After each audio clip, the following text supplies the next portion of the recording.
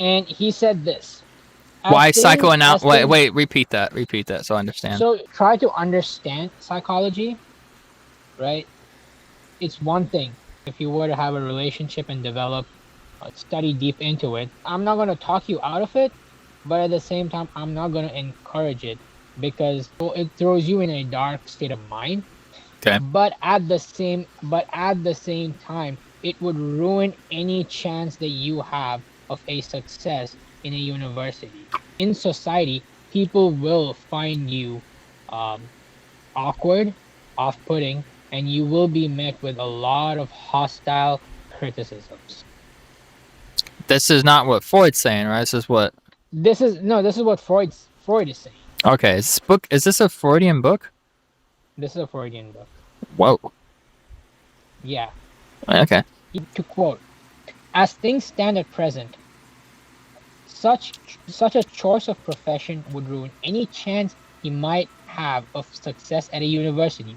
And if he started in life as a practicing physician, he would find himself in a society which did not understand his efforts, which regarded him with distrust and hostility, and unleashed upon him all the evil spirits lurking within it.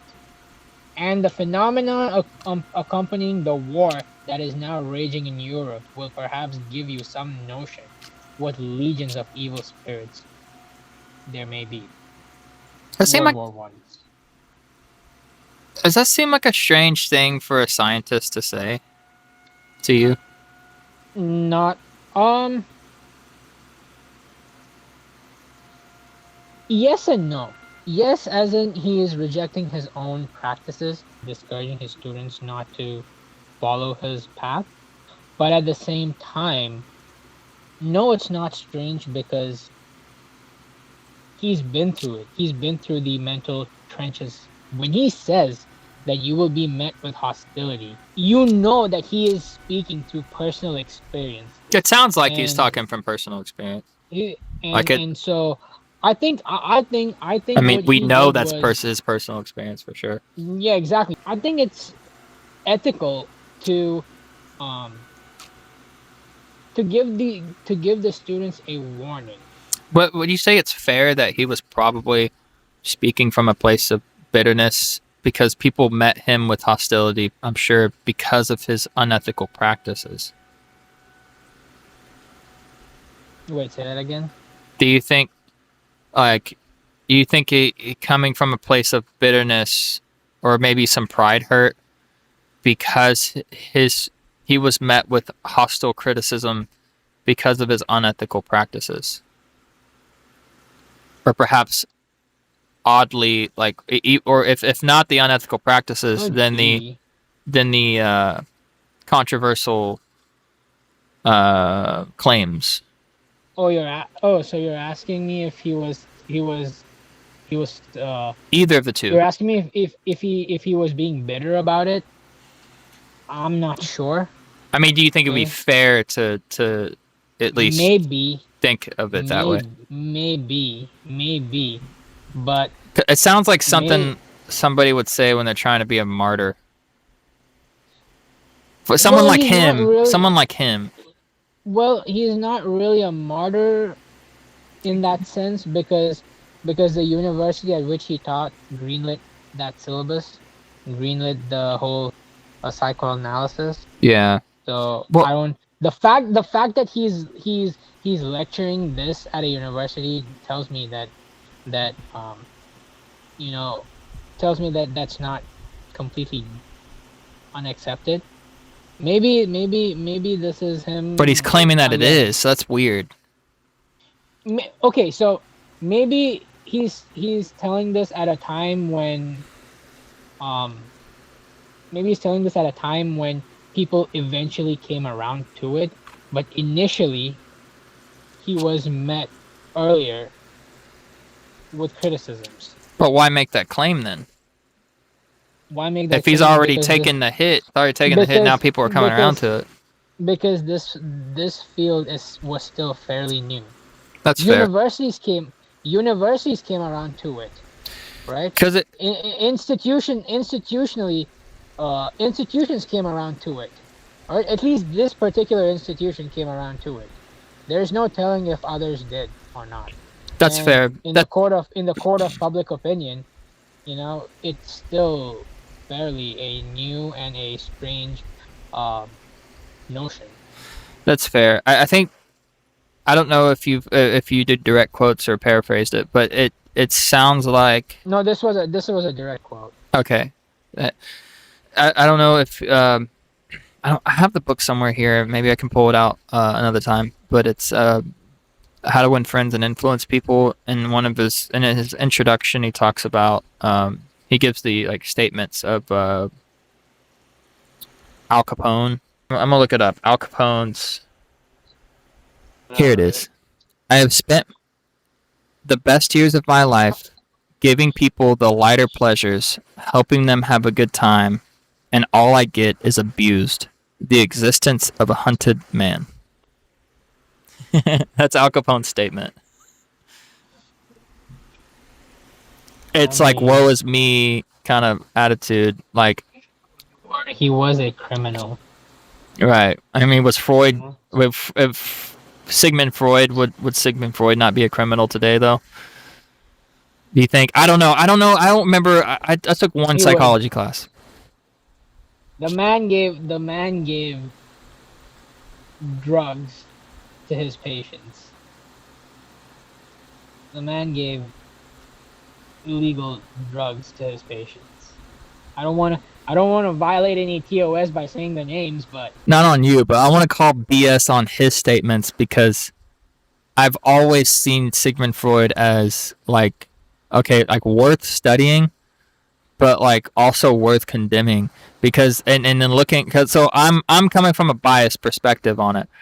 But like it seems to me like psychology has been very welcomed and the study of it has been very welcomed. And there's some friction Mhm. especially in the areas of religion, but um like Christians have really have embraced it a lot. There's been a lot of Christians to embrace psychology, actually study psychology, have books on it, Yeah.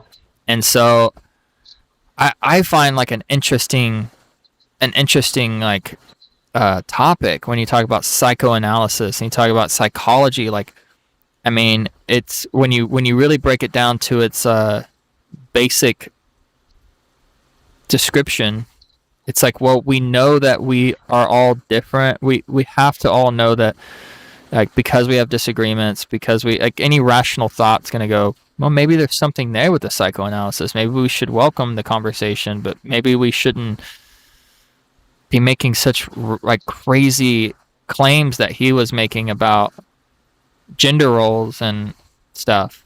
Not gender roles, but like the fact that uh, why like daughters hate their mothers because they think their mothers.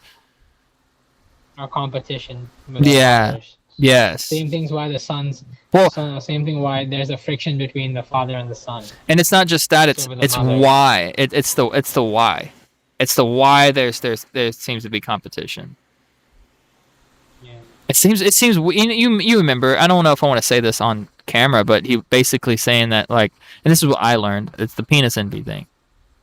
They don't like the mothers because they believe that they're the reason they don't have a penis like daddy. It's really weird. Yeah. So it's a weird. That's Like I would meet that with hostility, like hostile criticism. yeah, look, I'm I not still I'm not I'm do. not gonna say I'm not gonna say what Freud did and said was 100% correct, or I'm not gonna agree with him. I'm not gonna believe everything he says Oh, I as know. the truth. But I think his statement on the whole, it's the you're going to be met with hostility. It's like that's like Al Capone telling me that hey, if you try to do music to give people the lighter pleasures, you're going to be a hunted man. You all you'll get is abused. It's like okay, dude. I mean, like you're a war on society. You know, you're public enemy number one. Mhm. I mean, am I making sense? No, I'm not saying you're you're wrong making for you're reading making anything of him sense. because he You're did making brilliant sense. things. He is. Like You're making sense, but if you actually, because I can I learn from mean, Al Capone about business strategies. So you can learn from Freud on psychology for sure, certainly. Actually, Al Capone wasn't. I'll go down this rabbit hole. Al Capone was the reason why the commission was formed in the first place. Um, The because what the the what commission? What are you talking the about? or the Cosa Nostra commission, the mafia, or the organized crime commission was Okay. formed. Oh, Because oh. Okay. Prior to Al Capone, everything was just do whatever, loot whatever, you know. But after Al Capone got arrested, this man named Lucky Luciano came over and said, you know what? There should be an accountability. There should be, we should have five heads. We should have five families, and there needs to be five heads. And whatever big decisions we make, must be okayed through these five heads of the commission. And we shall treat this as an enterprise, as a business. So it was back then, it was all Italians, and non-Italians were not welcome in here.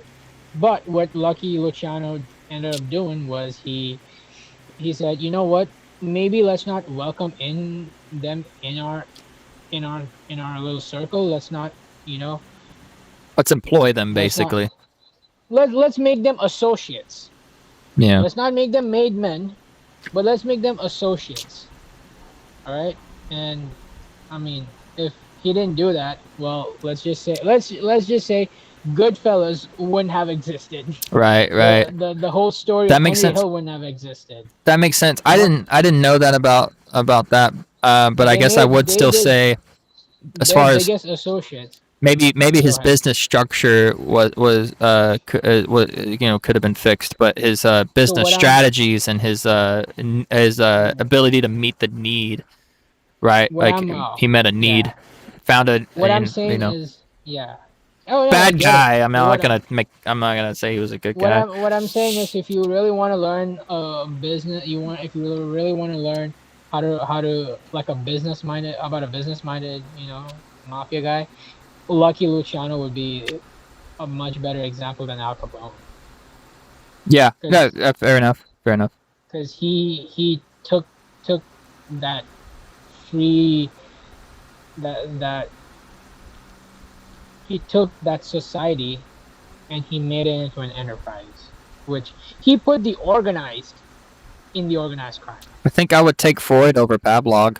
Pavlov. Pavlov, Pavlov, yeah, with the Pavlov. dogs.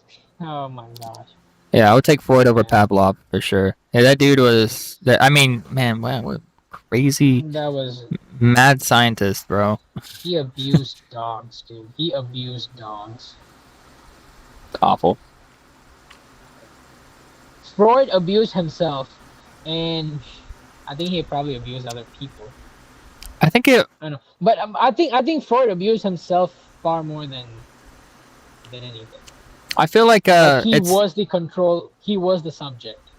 I feel like it's things like that. That's fair. I think it's things like that that influence mad science. Like maybe I'm being a little Hollywood, but or using Hollywood as an example, but it's. But I feel like there's some overlap with that, like what you see in Hollywood with people that just kind of do it for the like they dedicate too much to science, like they're not really concerned with the person, and that's why you can go Yeah, and anybody can just sign up to take a medication that's like that's not on the market yet, and then you can report whether or not it's like we report like what it's doing to you, but you don't really know the side effects, and you sign away your right to sue, and then you get paid just chump change for it. It's like, dude, that seems so unethical.